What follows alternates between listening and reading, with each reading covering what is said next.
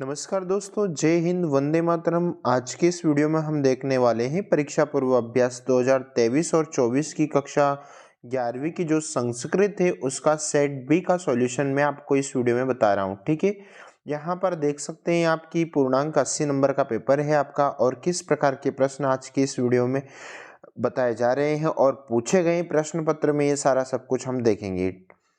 ठीक है, देखते हैं पहला प्रश्न आपके सामने डिस्प्ले पर। पहला प्रश्न, राजपुरुषः इत्यत्र समास अस्ति। तो राजपुरुष में दोस्तों आपका तत्पुरुष समास होगा। पितरो इत्यस्य पदस्य समास विग्रह अस्ति। तो पितरों का समास विग्रह हम करेंगे तो माता चा पिता चा। ठीक है, उसके बाद में दोस्तों अगला प्रश्न है आपका, अगला प्रश्न नंबर थर्ड, अव्ययभाव समास समासस्य उदाहरणमस्ति। यानी कि अव्ययभाव समास का उदाहरण कौन सा है? तो यथाशक्ति आपका अव्ययभाव समास का उदाहरण है। फिर यद्यपि पदे संधि अस्ति। तो यद्यपि में आपको संधि बताना है, तो यण संधि आपकी हो जाएगी दोस्तों। उसके बाद में अगला प्रश्न देखते हैं हम, शिवालय का संधि विच्छेद सही कौन सा होगा दोस्तों? तो आपका शिव प्लस आले सही हो जाएगा। फिर चा प्लस अपि इत्यत्र संधि अस्ति। तो चापी हो जाएगा, आपका ग ऑप्शन सही होगा। फिर आगे देख लेते हैं प्रश्न नंबर 2 दोस्तों, यानी कि कोष्ठकात चित्वारिक्त स्थानीय प्रियतः। तो आपका यहाँ पर सही उत्तर हो जाएगा मतुप। दोस्तों यहाँ पर ध्यान रखिएगा आप कि यहाँ पर रूपवान आया है, इसलिए मतु प्रत्यय ही कृतवतु नहीं होगा। इसलिए नहीं होगा क्योंकि यहाँ पर रूप आपका शब्द है, और जब भी कोई शब्द अगर जुड़ता है तो फिर वहाँ पर आपको मतु प्रत्यय करना है, और अगर कोई धातु जुड़ती है दोस्तों तो वहाँ पर आपको कृतवतु प्रत्यय करना है। पठी तुम में दोस्तों आपका तुमन प्रत्यय हो जाएगा, बिल्कुल समझ में आ रहा होगा आपको। कृत्वा का उदाहरण जो सही है दोस्तों वो आपका गत्वा रहेगा, क्योंकि हमारा जो गता है वो तो श्रित प्रत्यय का उदाहरण है। सह तत्र निवसति का सही अवयव बताना है दोस्तों, तो आपका तत्र शब्द सही होगा। अब इसमें आपको अवयव बताना है तो माँ आपका सही अवयव होगा। उसके बाद में दोस्तों अगर आपने सेट ए अगर नहीं देखा है तो आप संतोष दांगे इंग्लिश चैनल पर आप जाइए और वहाँ से आप सेट ए का संपूर्ण सॉल्यूशन देख सकते हैं, और 11वीं की इंग्लिश के पेपर का हल भी आप देख सकते हैं। ठीक है, चलो दोस्तों अगला प्रश्न है आपका यहाँ पर नंबर 6 में सा एकदा वनम गतवाना में अवयव बताना है। तो एकदा आपका अवयव हो जाएगा। फिर दोस्तों मैंने आपसे कोई त्रुटि ना हो इसलिए आम और ना ऑप्शन लिख दिया है कि कौन से प्रश्न में आम आएगा और कौन से में ना आ रहा है। ठीक है, पहले में आपका आम आ रहा है दोस्तों, दूसरे में ना, बाकी के सभी प्रश्नों में आपका आम आ रहा है। ठीक है, उसके बाद में आगे बढ़ जाते हैं दोस्तों। प्रश्न नंबर 4 आपके सामने डिस्प्ले पर है। मैंने यहाँ पर भी आपके आंसर आपके उसके सामने लिख दिए, यानी कि तप्ता नाम का दोस्तों शीता नाम आंसर होगा, अल्पम का आपका अधिकतम होगा, मूर्धनी का शीर्षी हो जाएगा, भूतिम का कल्याणम हो जाएगा, हलंत लगाइएगा, और कच्चित काले में दोस्तों आपका ओ बुद्ध से है ना, थोड़ा सही कर लीजिएगा, जो इस पेपर में छपा है वो लिखिएगा। हरित कश्य का दोस्तों आपका जावली मुनि, और भरत का आपका राम हो जाएगा। ठीक है, उत्तर आपके सामने है। फिर दोस्तों अगला प्रश्न है आपका, एक पदन उत्तरम लिखतः, यानी कि अभवत आपको बताना है कि कौन सा लकार है दोस्तों। तो अभवत जिस भी किसी भी धातु के पहले अगर आ लगता है तो वह आपका लग लकार होता है दोस्तों, है ना।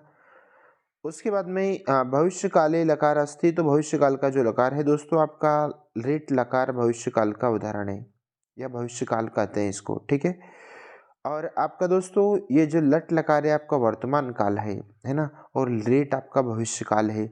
कूर्म शब्द में दोस्तों आपको वचन बताना है तो इसमें बहुवचनम हो जाएगा आपका।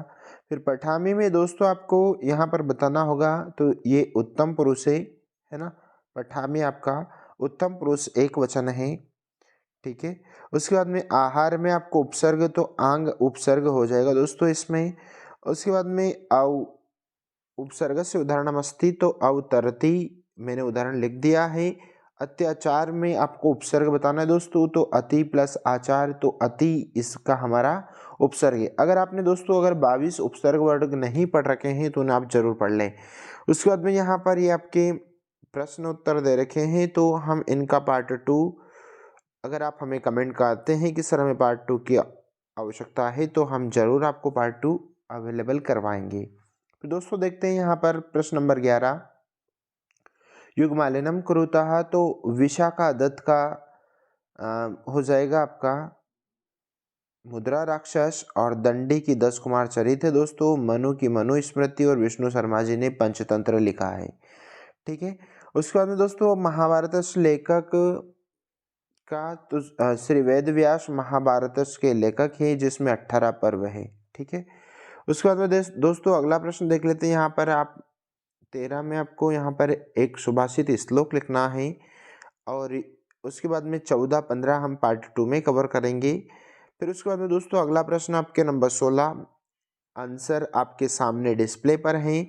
पहला प्रश्न आपका शबर सेनापति कुत्र समुपा विशतः का उत्तर दोस्तों आपका यहाँ से है ना, इतना आपका जितना मैंने अंडरलाइन किया है इतना आपका पहले प्रश्न का उत्तर हो जाएगा। दूसरा भी आपको समझ में आ रहा है, इतना आपका दूसरा प्रश्न का उत्तर है दोस्तों, और यहाँ से तो यहाँ तक आपका ये तीसरे प्रश्न का उत्तर है। नंबर डला है, आपसे कोई गलती ना हो इसलिए हमने नंबर डाल दिए हैं। उसके बाद में दोस्तों अगला प्रश्न नंबर 3, यहाँ पर देखते हैं, यानी कि इसका अथवा अगर आप करते हैं दोस्तों, तो यहाँ से तो यहाँ तक आपका नंबर 1 का आंसर है ना, आप यहाँ तक भी लिख सकते हैं पूरा। नंबर 2 का आंसर दोस्तों आपका यहाँ से तो यहाँ तक शुरू हो रहा है, और नंबर 3 का आंसर आपका यहाँ से है। ठीक है, नंबर डाला हुआ है। ठीक है, उसके बाद में अगला प्रश्न नंबर 17 देखते हैं दोस्तों। आपका प्रश्न यानी कि यहाँ पर आपको